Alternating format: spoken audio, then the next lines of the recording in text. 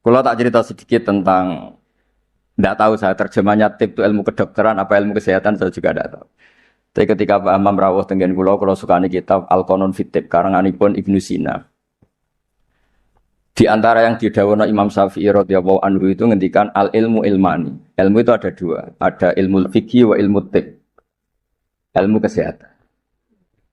Kemarin kula alhamdulillah nderekaken ke Zufur pas wisuda wonten Pak Imam Taufik, Profesor Imam Taufik. Kula niku sering cerita secara keilmuan.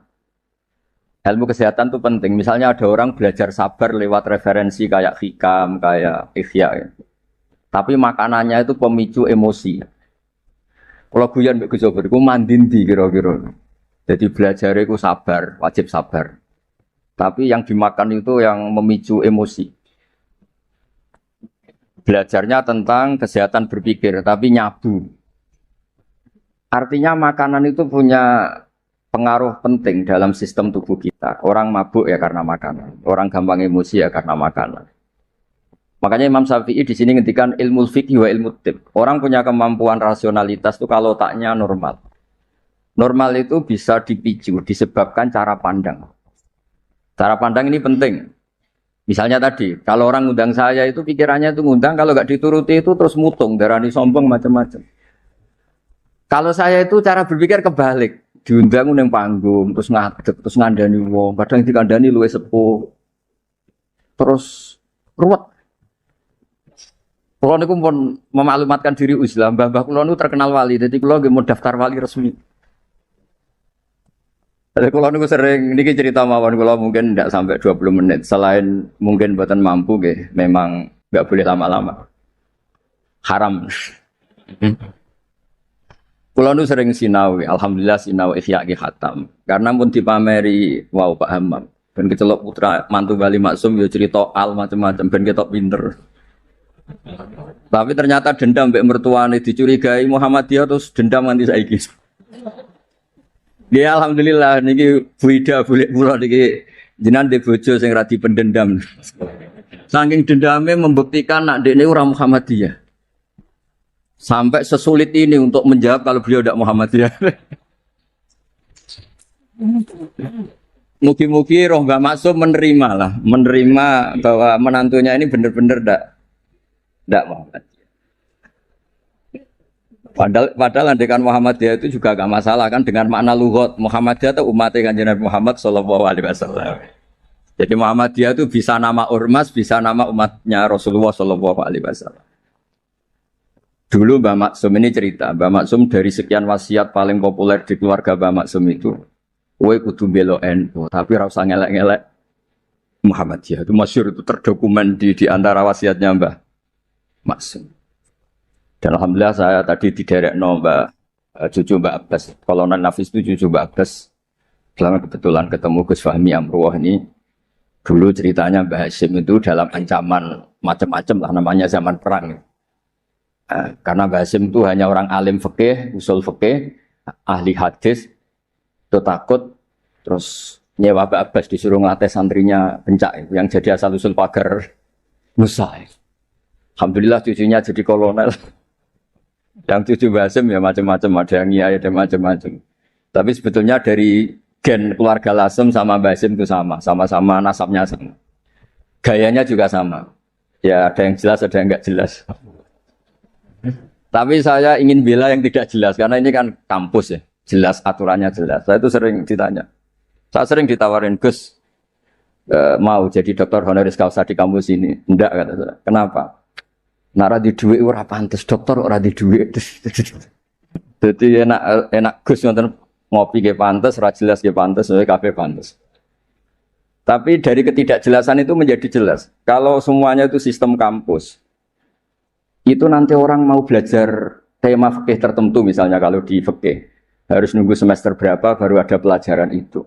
Masa mau belajar khed daftar dulu sampai mata kuliah berapa baru dapat pelajaran khed. Itu bisa tutup Islam kalau semuanya tertib itu. Tapi baru kayak kiai gak jelas kayak saya itu di jalan ketemu orang tanya, Gus, badhe sowan. Sowan apa? Ketemu saya di pasar. Saya hobi sering ke pasar. Bukan karena nganggur ya memang seneng. Saya tuh senang di pasar itu sederhana. Kalau ada ibu-ibu awam tak belajari 10.000 senang alhamdulillah.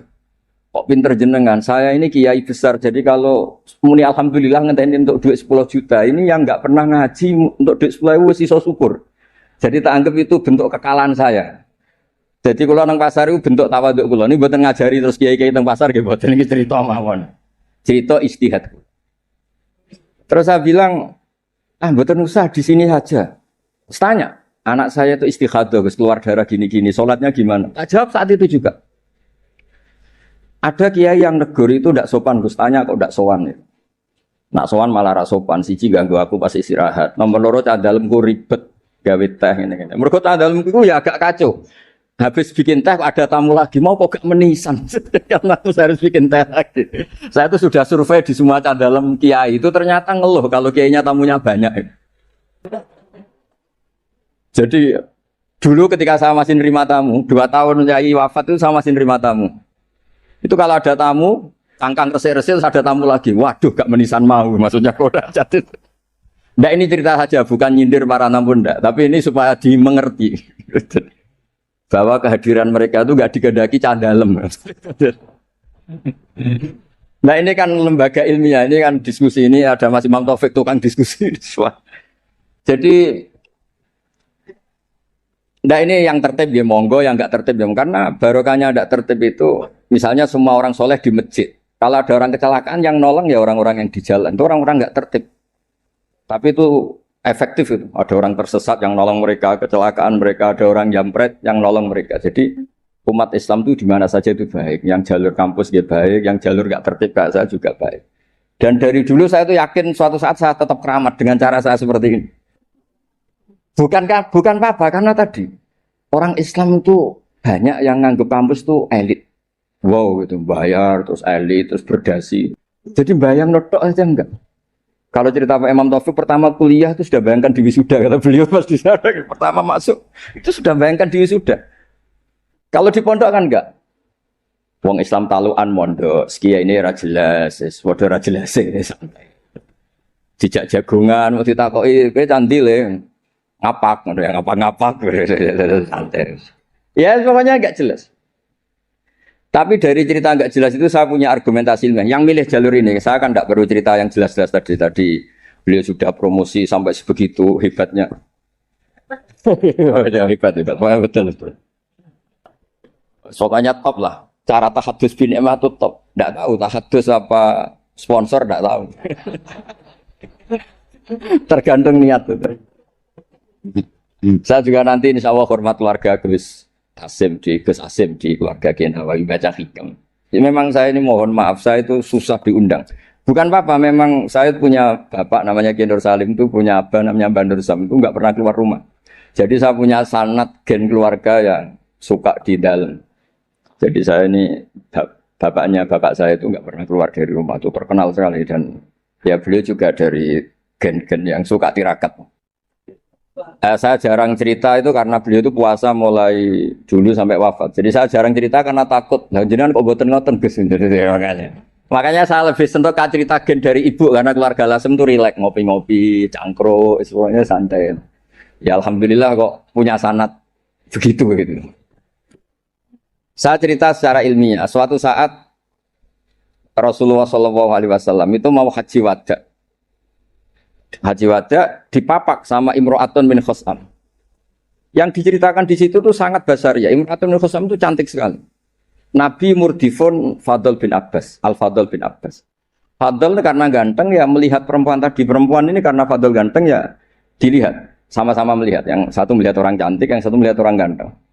Masyhur terus fasor Rasulullah wajal Fadl. Wajahnya Fadl dipalingkan sama Nabi. Kemudian Imro'atun bin Khosam tadi tanya. Saat itu juga di perjalanan. Nabi masih di atas unta.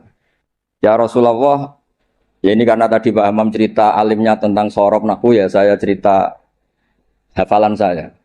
Bahwa bapak saya punya anak saya itu tidak salah, bapak saya punya cucu saya itu tidak salah. Beliau kan ya cerita gitu. Dua anak ini ora rugi, so profesor, so jadi mantune Bali, so kondang terus sampai gedungnya di atas UMC gitu. Tidak tahu. Ini orang pinter kok pakai ukuran fisik tidak tahu.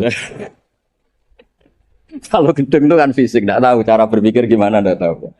Karena saya ini alam rohani, ukurannya di klasmen kewalian. Jadi itu kan nggak kelihatan. Jadi nggak tahu di klasmen berapa, nggak tahu.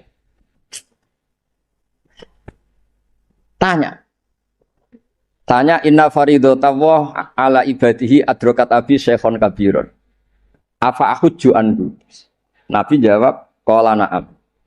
Ayan fa'uhu dzalik qala na'am. Kama law kana ala abiki denun faqadaitihi nafa'ahu. Ya Rasulullah, bapak saya ini sudah sepuh sekali ketika haji diwajibkan. Apa saya bisa menghajikan beliau? Bisa. Apa manfaat? Ya bisa, seperti bapak kamu punya utang, kamu yang bayar itu cukup. Gitu. Lalu Imam Bukhari itu mengebabkan ini sampai 3 kali. Satu di bab haji makdud. Jadi sebetulnya haji itu ada 2. Yang niabah atau badal. Menghajikan yang mati karena sudah tidak bisa haji. Atau menghajikan yang lumpuh yang nggak mungkin haji lagi. Disebut haji makdud. Jadi Imam Bukhari mengebabkan babul hajil makdud. Atau al-ihjad anil makdud. Tapi di bab berikutnya. Dengan hadis yang sama persis beliau ngebabkan babu hajil mar'ati anir rojul. Karena secara fikih ini masalah. Masa perempuan mengganti lelaki. Tapi dengan hadis yang persis di bab ilmu Imam Bukhari mengebabkan babul futya fitorik. Bab boleh fatwa ketika di tengah jalan. Jadi nggak perlu ada kiai yang kiai resmi nggih monggo, kalau ada pertanyaan sowan dulu, daftar dulu nggih monggo. Kiai kayak saya seketemunya juga monggo. Saya itu 2005 itu tiap bulan ke Jogja di UI sama Profesor Zaini. Itu mesti ngebis. Ya mesti ada yang tanya. Jenengan Gus Mbak nggih. Wah, beneran Gus badhe tangklet. Niku kadang sampai Rembang sampai Semarang ora barbar. Sampai 20. Loh kok banyak betul. Mumpung ketemu Gus, nek jenengan nek disowani wangel. Nggih barokahnya niku mboten bayar Pak Imam, dadi ikhlas. Mboten niki cerita mawon barokah ketemu niku mboten bayar, dadi ikhlas ini. Jadi Indonesia ini berkah sekali. Ada yang nekuni formalitas, ada Profesor Hamam, Profesor Imam Taufik, Gus Wofur, banyak. Ada yang nekuni yang kayak saya. Tapi saya mohon yang kayak saya juga harus alim betul. Sehingga coba PPR formal terus uteknya juga agak jelas, visinya agak jelas. Asal usulnya juga agak jelas. Enggak boleh, harus tetap jelas. Supaya Islam ini bisa ada di mana-mana. Orang bisa tanya kiai kapan saja, di mana saja. Saya ini haji itu tidak mutawif, bayar. Saya umroh juga milih bayar daripada gratis di kongkonan. Saya berkali-kali ditawari Gus haji Gus gratis kira-kira mau mari gue kongkonan gitu. Umroh juga sering ditawari Gus jadi gak bayar aja. Duit 20 juta atau 30 juta ya jadi budak gitu, jadi gue kongkon-kongkonan gitu. Wes ngono arahe kon ngesahno pilihan kabehane ini. Kok cara fikih ra salah itu kon ngesahno. Wong fatwa orderan kan. Jadi rada repot kadang gitu. Kadang padahal secara fikih itu bisa diperdebatkan sah tidaknya. Bukan sah tidaknya haji ya ibadah yang bukan penting-penting ya. Nah, berkahnya orang kayak Bali Maksum yang nekuni keilmuan teng Termas, Bali Maksum ditemani Mbah Kula. Terus dulu misalkan Mbah Kula kandung lahirnya tesih teng Lasem bareng kalian Pak Hamid Pasuruan niku sak rumah. Makanya kalau dikenal Bani Umar, atau Lasem ini dari partai Bani Umar. Karena Mbah Umar di garwa Mbah Maimunah, niku putrine Mbah Abdul Aziz, jadi kalau lingkup lebih besar disebut Bani Abdul Aziz. Barokah Mbah Ali Maksum, terus beliau ngaji teng Mbah Dimyati, riyen bareng putra-putrane Mbah Mahfud termasuk Mbah Muhammad. Punya satu putra namanya Mbah Muhammad, Gus Muhammad. Niku ilmu itu di mana-mana, sehingga kampung-kampung itu luar biasa Islam teng Indonesia. Ada syekh yang datang dari negara yang tertib sekali. Di Indonesia imam digaji berapa? Fasilitasnya apa? Di negara kami imam itu digaji 70 juta, fasilitasnya mobil BMW gini-gini. Kalau di Indonesia enggak. Kadang komat sendiri, adzan sendiri. Terus lucunya itu Mas Imam Taufik itu imamnya tetap bilang imaman lillahi ta'ala. Ditanya, kenapa bilang imaman tidak ada makmumnya? Makmumnya jin, Gus. Warga di kampung itu. Tapi uniknya syekh yang dari negara tertentu yang digaji itu digojlok sama Kiai Indonesia Gus Wami. Makanya kamu jamaah terus, takut potong gaji ya. Karena dia digaji, difasilitasi, kalau dia bolos itu potong gaji. Kaget saya, ternyata ini masalah dalam dunia ikhlas itu. Pertama mencibir Indonesia, imam nggak diperlakukan secara terhormat, nggak difasilitasi. Terus kata imam-imam Indonesia, makanya jenengan sholat terus takut potong. Akhirnya saya ini sadar. Oh iya bagus ikhlas. Ya artinya barokahnya nggak tertib itu juga hakikatnya tertib karena akhirnya ada masjid di kampung-kampung nggak jelas pendirinya siapa, wakafnya juga sengketa, sertifikasinya juga sengketa, kiainya juga sengketa. Yang baru jadi takmir semangat pengajian besar, yang nggak takmir mutung, semua.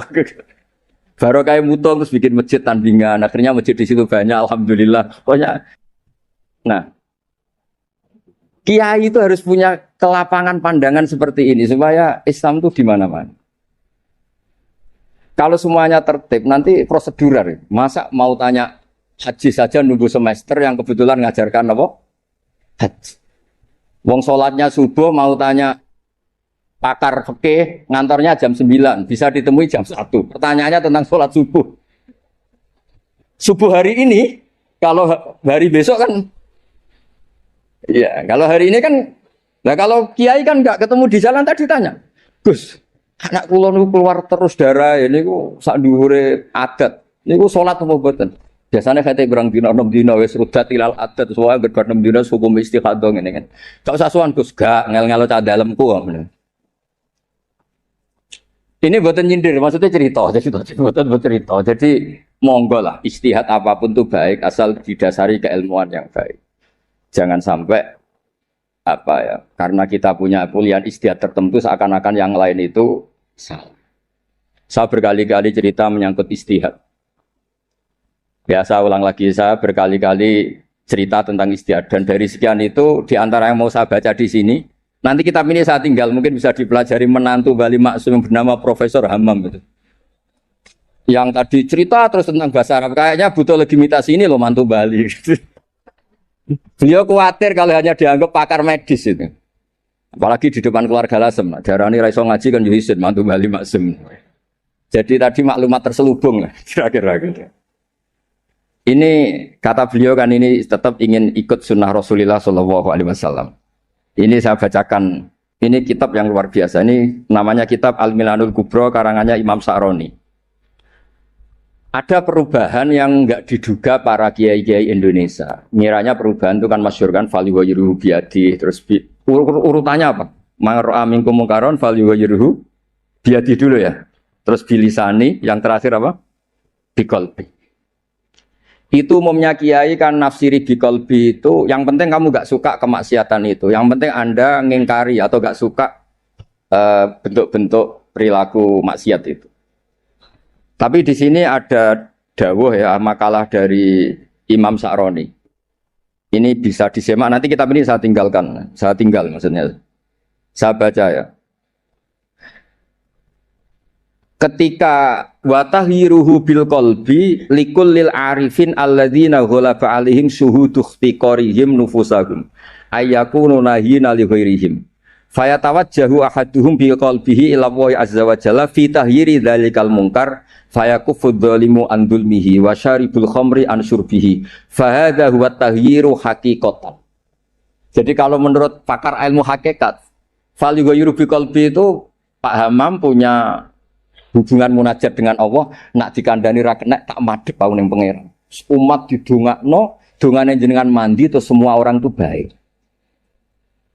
Jadi biqalbi itu menurut saya teori ini lebih masuk akal. Kalau biadihi itu aksi nyata melakukan perubahan bilisan, harusnya bilqalbi juga aksi nyata melibatkan kolbu untuk melakukan perubahan, yaitu munajat dipakai doa. Dan itu yang dilakukan para wali-wali ketika anak nakal itu mesti ngandani bapake, ya coba kandani tok tirakati le. Dongakno tirakati. Orang ngandani nabok ra kasil, ngomel ra kasil, wis ora urusan. Enggak begitu maknanya biqalbi itu. Jadi biqalbi itu tawadjuh sama Allah Ta'ala bilqalbi mendoakan yang sedang nakal supaya apa? Tobat. Jadi ini bentuk penghormatan kula kalian. Wida pernah bulik kula di struktur keluarga Lasem semua Bani Bali Maksum supaya ngikutilah bahwa kita ini enggak cukup untuk fisik kita melayani umatnya Rasulullah. Saya sering cerita ke orang-orang. Nah aku dadi kiai apian hormat tamu mangane enak. Mungkin ganjarane hormat tamu iku 10. Tapi ngel-ngelo cah dalem apa meneh nak nyentak cepet nang mateng. Goblok masake gak enak. Jadi hormati untuk poin 10, ngamuke untuk dosa 10. Kira-kira 50-50 lah kira-kira gitu. Pulau loh ini mazhab pulau, sampean ndak harus ikut saya. Tapi tolong didengar. Tidak harus ikut tapi tolong didengar. Supaya seimbang. Nah, fatwa yang engkar bil qalbi itu memang buhdul mungkar itu wajib. Jadi teori yang terkenal, saya ulang lagi teori yang terkenal, melihat kemungkaran kita berubah biadi, nggak bisa, bilisan nggak bisa. Bil qalbi itu yang penting kamu buhdul mungkar karena hubul mungkar nggak mungkin nggak taat. Membenci mungkar itu taat, mencintai mungkar itu maksiat. Jika orang fikih juga nggak salah ketika bilang bil qalbi itu yang penting kamu anti kemungkaran, kamu benci kemungkaran. Oke itu benar secara fikih. Tapi secara ilmu hakikat itu masalah. Masalahnya begini. Biadihi itu ikhtiar untuk bikin perubahan. Nah, bilisanihi juga ikhtiar untuk bikin perubahan. Ya harusnya biqalbi juga ikhtiar qalbu untuk bikin perubahan. Caranya apa? Tawajjuh ilallah dengan berdoa. Nggih, paham nggih clear nggih? Wong wae jenengan mantu bali maksum tenan pun kula percaya. Wong iso cerita al ta'rif ya semacam-macam. Kula mau ngontak mandong. Ono wong iki Mas. Mpun mengke nak teng alam roh bali maksum kula matur mpun mboten ngarah Muhammadiyah. Masa untuk menjawab supaya gak dituduh Muhammadiyah sampai sesulit ini. Gawe menara nekakno putu Mbah Hasim terus untuk mengesahkan insyaallah bali maksum mboten tipikal tiyang suudzon mun jenengan percaya.